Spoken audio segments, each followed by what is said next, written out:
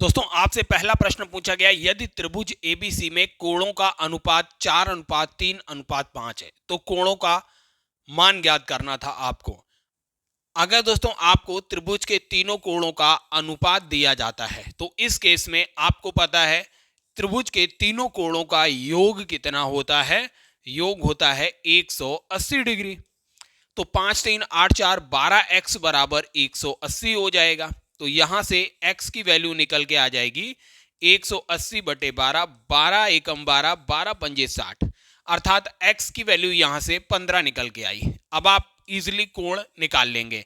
4x का मतलब क्या हो गया, 15 चौकू 60, 15 तियो 45 डिग्री और 15 बना 75 डिग्री। तो 60, 45 और 75 जो था कोणों का मान था। इस तरीके से दूसरा ऑप्शन बिल्कुल करेक्ट है। ये प्रश्न देखिए आपसे पूछा गया, x-5 का होल स्क्वायर बराबर 5x + 11 के मूल आपको ज्ञात करने थे। आप दोस्तों यहां दो मेथड है, एक तो इसको सॉल्व कीजिए, सॉल्व करने के बाद आप आसानी से हल कर सकते हैं। एक है दोस्तों हिट एंड ट्रायल। आप पहला ऑप्शन उठाइए, एक को पुट कर दीजिए, x की जगह 1 रख दीजिए। तो 1 - 5 का होल स्क्वायर बराबर 5 × 1 + 11। तो ये हो जाएगा 4 चौक 16, ये हो जाएगा 5 एकम 5 और 11 हो जाएगा 16, मतलब 16 बराबर 16 आ गया। समीकरण देखिए संतुलित है, इसका मतलब इसका एक मूल तो 1 जरूर ही होगा। अब देखिए एक कहीं और दिया नहीं था, इसलिए आप डायरेक्टली टिक करके इसको आगे बढ़ सकते हैं। आप 14 रखेंगे x की जगह तो भी ये संतुलित हो जाएगा। आइए देखते हैं 14 रख के। तो देखिए 14 - 5 हो जाएगा 9 का स्क्वायर बराबर 14 × 5 हो जाएगा 70 + 11। तो 81 = 81 आ जाएगा। देखिए इससे भी ये समीकरण संतुलित हो गया। तो आप पहला ऑप्शन टिक करके आगे बढ़ सकते हैं। दोस्तों देखिए आपको यहाँ एक रखने पे ही समीकरण संतुलित हो गया था और एक कहीं और ऑप्शन में दिया नहीं था, तो आपको आगे सॉल्व करने की जरूरत नहीं थी। अब दोस्तों तीसरा प्रश्न है, 24, 42 और 56 का लघुत्तम समापवर्त आपको ज्ञात करना था।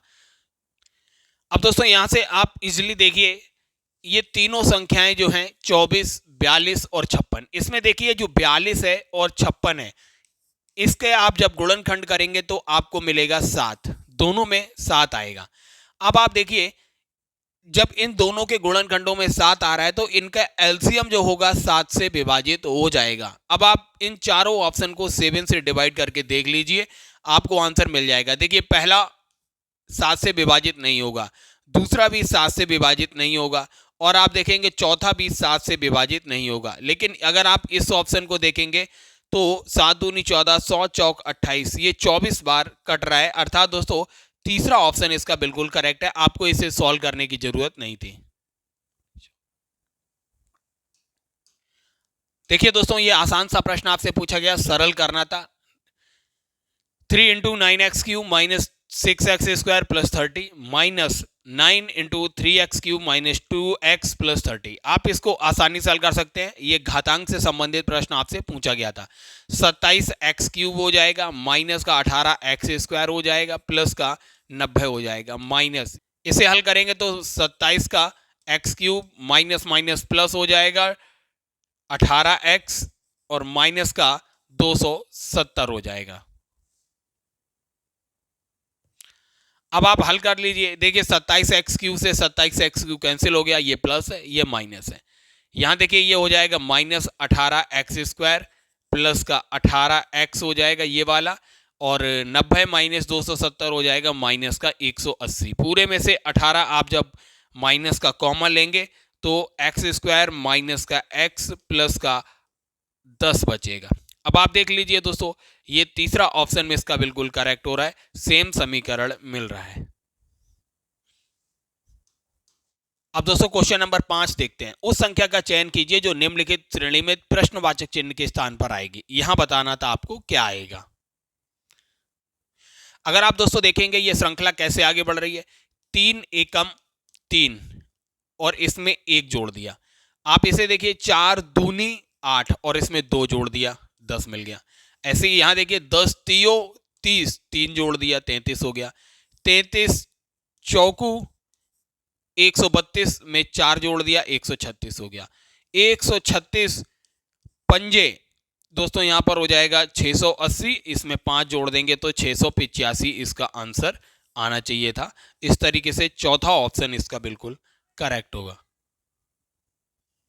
अगला प्रश्न है, एक संख्या के 7 गुने में 14 घटाने से प्राप्त संख्या उसी संख्या के 5 गुने में 6 जोड़ने पर प्राप्त संख्या के बराबर होती है, तो आपको वह संख्या ज्ञात करनी थी। अब दोस्तों देख लिए हमने, मान ली वह संख्या क्या है, x है वह संख्या, ठीक है। एक संख्या के 7 गुने में से, तो 7x में से 14 घटाने पर जो प्राप्त संख्या है उसी संख्या के 5 गुने में से 6 जोड़ने पर प्राप्त संख्या के बराबर होती है। तो अब दोस्तों इसको हल कर लीजिए, 5x इधर आएगा तो 2x हो जाएगा, 14 उधर जाएगा तो 20 हो जाएगा, तो x की वैल्यू यहां से निकाल आई 10। इस तरीके से देखिए इसका चौथा ऑप्शन बिल्कुल करेक्ट हो जाएगा 10। अगला प्रश्न आपसे दोस्तों पूछा गया, दो संख्याओं का अनुपात 5:8 है। यदि पहली संख्या 40% की वृद्धि होती है और दूसरी संख्या में 15% की कमी होती है, तो नया अनुपात आपसे पूछा गया था, नया अनुपात क्या होगा। तो दोस्तों पहले अनुपात दिया था 5:8। अब देखिए क्या कह रहा है, पहली संख्या में 40% की वृद्धि होती है, 40% की वृद्धि मतलब 100 + 40 तो 140 हो जाएगा, और दूसरी संख्या में 15% की कमी होती है मतलब 100 - 15 85। इसे हल कर लीजिए, 4 दूनी 8 हो जाएगा, ये 35 बार जाएगा।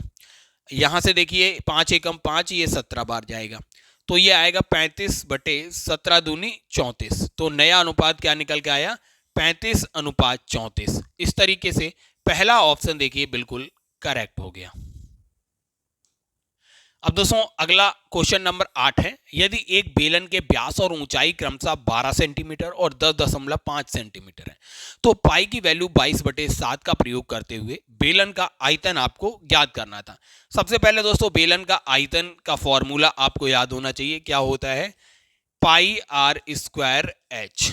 पाई की वैल्यू रख दीजिए 22/7, आर की वैल्यू यहां पर देखिए क्या है, आपको व्यास दिया हुआ था 12, तो त्रिज्या कितनी हो जाएगी, 6 हो जाएगी, आधी हो जाएगी, और हाइट दोस्तों 10.5 दी हुई थी, तो लिख दीजिए 10.5। अब इसे हल कर लीजिए, 7 एकम 7, 7 पन्ना 35, 5 से ये कट हो जाएगा, 5 3 15, 5 दूनी 10, 2 से ये कट हो जाएगा 11 बार, तो ये आ जाएगा 6 का 6 से गुणा करेंगे 36 और 11 3 33, तो 36 × 33, तो ये दोस्तों निकल कर आएगा 1188 सेंटीमीटर क्यूब, ये निकल के आएगा बेलन का आयतन। इस तरीके से चौथा ऑप्शन इसका बिल्कुल करेक्ट होगा।